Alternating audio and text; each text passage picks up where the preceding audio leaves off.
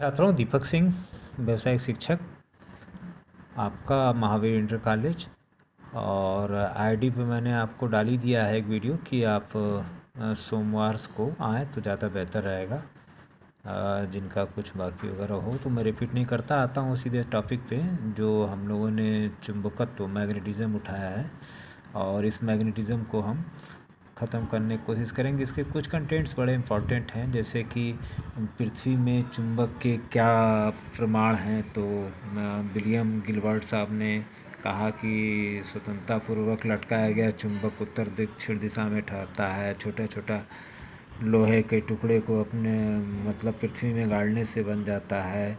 और उदासीन बिंदु जहाँ पर कोई विद्युत चुंबकीय बल रेखा नहीं गुजरती, वहाँ वैद्युत क्षेत्र शून्य होता है, तो उसी को उदासीन बिंदु कहते हैं। इसी के आधार पे उन्होंने कहा कि पृथ्वी के चुंबकत्व जो है, एक सर विलियम गिलबर्ट ने यह सिद्धांत दिया, गिलबर्ट साहब ने। लेकिन उन्होंने यही कहा कि केंद्र पे एक छोटा सा चुंबक, शक्तिशाली चुंबक है, जिसका भौगोलिक अक्ष जो है XYZ होता है। भौगोलिक अक्ष X और Y, और Y ऐसे X और ये Z, 3 भौगोलिक अक्ष में लघुकोण बनाती है। और इसलिए लेकिन फिर भी ये इसमें जो निम्न आधार पे हम ये कह सकते हैं कि पृथ्वी के अंदर कोई चुंबक नहीं है, क्योंकि पृथ्वी का चुंबक ध्रुव स्थिर रहने चाहिए और ये लगातार बदलते रहते हैं। और फिर दूसरी चीज़, पृथ्वी के अंदर ताप बहुत ज़्यादा है। ताप बहुत ज़्यादा होने से चुंबकत्व ख़त्म हो जाता है। तो गर्म इतना पृथ्वी है तो चुंबक कैसे उत्पन्न हो गया। तो इस तरह से इसको ये तर्क दिया गया कि कोई ठोस तर्क नहीं है कि पृथ्वी के अंदर चुंबक हो। तो इस तरह से भी कहा गया। 1776 ईस्वी में बार्ड ने सुझाव भी दिया था कि चुंबकीय गोले से घिरी, जिसका अक्ष घूर्णन गति से 8.30 सेकेंड, जो मतलब इतना है 30 मिनट, 8 डिग्री 30 मिनट पर ये झुकाव आपका पृथ्वी का है।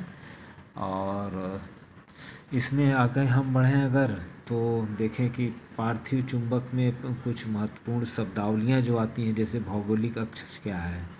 तो पृथ्वी के भौगोलिक उत्तर और दक्षिण को मिलाने वाली को हम रेखा को भौगोलिक अक्ष कहते हैं। इसे पोलर एक्सिस भी कहते हैं और इसे y डैश से दिखाया जाता है। उसी तरह से भौगोलिक निरक्ष क्या है। तो भौगोलिक निरक्ष भी वह है कि पृथ्वी की सतह पर खींचा गया महत्तम वृत्त, जो पृथ्वी को 2 बराबर अर्धगोलों में बांट दे। 2 बराबर अर्धगोलों में अगर बांट देता है तो वो भौगोलिक निरक्ष कहलाता है। और उसके बाद कभी कभी पूछता है कि भौगोलिक यामोत्तर क्या है। तो किसी भी स्थान पर भौगोलिक उत्तर और भौगोलिक दक्षिण को मिलाने वाली रेखा के अक्ष से गुजरने वाला जो लंबवत तल होता है, वर्टिकल लंबवत तल, भौगोलिक यामोत्तर कहलाता है। उसी तरह से आपसे कभी पूछता है चुंबकीय अक्ष क्या है। तो पृथ्वी के चुंबकीय उत्तरी और दक्षिणी ध्रुव को मिलाने वाली रेखा के चुंबकीय अक्ष कहते हैं। और ये भौगोलिक अक्ष से लगभग 11.5 डिग्री पर झुकी हुई है, जिसको आप चुंबकीय ध्रुव में इस तरह से देख सकते हैं।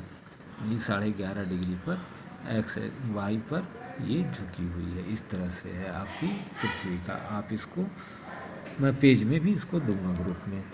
उसके बाद दिक्पात कोण क्या है। तो दिक्पात कोण क्या है, किसी स्थान पर चुंबकीय यामोत्तर और भौगोलिक यामोत्तर, मतलब चुंबकीय यामोत्तर और भौगोलिक यामोत्तर के बीच बना न्यून कोण, मतलब छोटा कोण, उस स्थान के लिए दिक्पात कोण कहलाता है। इसे अल्फा से हम परिवर्तित कहते हैं, इसको करते हैं।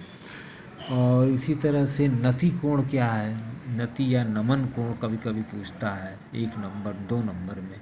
यदि चुंबकीय सुई को उसके गुरुत्वाकेंद्र में बांधकर इस प्रकार लटकाया जाए कि ऊर्ध्वाधर तल से स्वतंत्रतापूर्वक घूम सके, तो चुंबकीय यामोत्तर में स्थिर होने पर सुई क्षैतिज दिशा के कुछ कोण बनाते हुए झुक जाती है।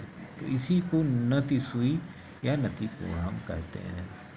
तो इस तरह से आप इसको भी डिज़ाइन कह सकते हैं, नति कोण क्या है।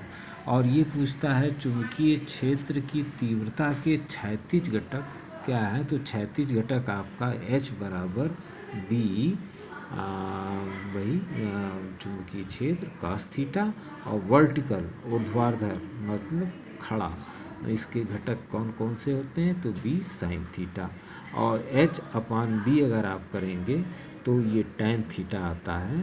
तो tan theta equal to V/H। तो ये ऊर्ध्वाधर घटक बटा क्षैतिज घटक। तो अब कभी कभी tan थीटा V/H में भी आपको पूछता है। और इसको पूछने के लिए और भी अब ख़त्म करते हैं इस चैप्टर को। ये भी सवाल आपसे पूछा जाता है। और पृथ्वी के चुंबकत्व के अवयव कौन कौन से हैं। तो देखिए दिक्पात कोण है, नति कोण है और मौलिक राशियाँ इनकी जो है पृथ्वी की लगभग यही हैं। पृथ्वी के चुंबकीय क्षेत्र या क्षैतिज घटक H अल्फा और नति कोण थीटा, ये मौलिक पृथ्वी के हैं। और उदासीन बिंदु को तो आप जानते ही हैं, जहाँ चुंबकीय क्षेत्र शून्य हो और चुंबकीय रेखा ना गुजरती हो उसे उदासीन बिंदु कहते हैं। और इसी प्रकार हम इसके जो है अगर आंकिक सवाल पे आ जाएं तो डोमेन किस पदार्थ से बनते हैं। तो लौह चुंबकीय से एक नंबर का सवाल।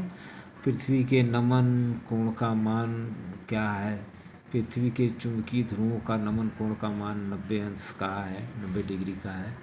और वह ताप जिस पर चुंबक का एक गुण एकाएक क्यूरी ताप कहलाता है। चुंबकीय ध्रुव का मात्रक एम्पियर मीटर स्क्वायर। और इनके चुंबकीय भौगोलिक या उत्तर के बीच जो कोण बनेगा वो आप वही न्यून दिक्पात कोण कहलाएगा। सत्य में 1 नंबर के और 2 नंबर के सवाल में आपका वही द्विध्रुव या घन की परिभाषा लिखिए चुंबकीय, और जो है चुंबकीय घूर्ण की बताइए, चुंबकीय पदार्थ के गुण बताइए, क्यूरी ताप को समझाइए, क्यूरी को समझाइए, अनचुंबकीय, अनुचुंबकीय, प्रतिचुंबकीय पदार्थ को बताइए। और चुंबकीय द्विध्रुव से आप क्या समझते हैं, नति कोण क्या है, चुंबकीय यामोत्तर को बताइए, नमन कोण बताइए, चुंबकत्व किसे कहते हैं, चुंबकीय द्विध्रुव के 2 उदाहरण दे दीजिए। तो आपको हमने उदाहरण में कई ठो दिए हैं। और इस तरह के 2-2 नंबर के 4 नंबर के सवाल आपसे ज़रूर पूछ लिए जाते हैं। तो इसको आप ज़रूर लगाएं, इसको पढ़ें। और उसके बाद कक्षा 11 का ये चैप्टर यहाँ ख़त्म हो जाता है। और यहाँ से कक्षा 11 का तीसरा चैप्टर बेसिक इलेक्ट्रॉनिक्स, जो कि हम पढ़ाए हैं अप्रैल मई जून में, और एक आध बार और उस पर इम्पोर्टेंट करते हुए और उसको ही पढ़ते हुए आगे उसके साथ और इम्पोर्टेंट करते हुए हम आगे चलेंगे छात्रों। बहुत बहुत धन्यवाद। और पढ़ाई करते रहिए। एक वीडियोस तो कम से कम रोज़ देखना ही चाहिए आपको। और जो है आइडेंटिटी कार्ड आप सोमवार से आइए, जिनके सारे डॉक्यूमेंट्स वगैरह फिलअप हैं वो काउंटर से उनको सब चीज़ अपने आईडी लीजिए, फ़ोटो लाते आइएगा एक, और फ़ोटो ज़रूर होनी चाहिए। और उसके बाद स्वयं आपको अपना प्रिंसिपल के सामने खड़े होकर अपना जैसे भी होगा, जो भी कॉलेज रूल होगा वो साइन करा दिया जाएगा, या करेंगे आप, या खुद कराएंगे या हम कराएंगे, जो करेगा।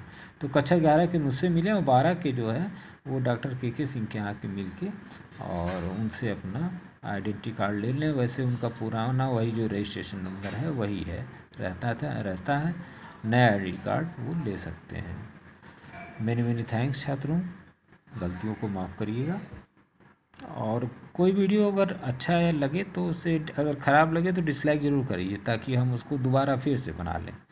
और जहाँ अच्छा लगे वहाँ लाइक कर दीजिए तो उसको और अच्छा बना दें। बस ये कहीं है। और कमेंट्स में आप अपनी बात को पूछ सकते हैं। फिजिक्स से रिलेटेड भी कोई क्वेश्चन हो तो आप ज़रूर पूछें। इससे आगे भी कुछ जाता हो तो ज़रूर पूछें। अभी तो हम पेपर 2 में ही हैं। Many thanks again.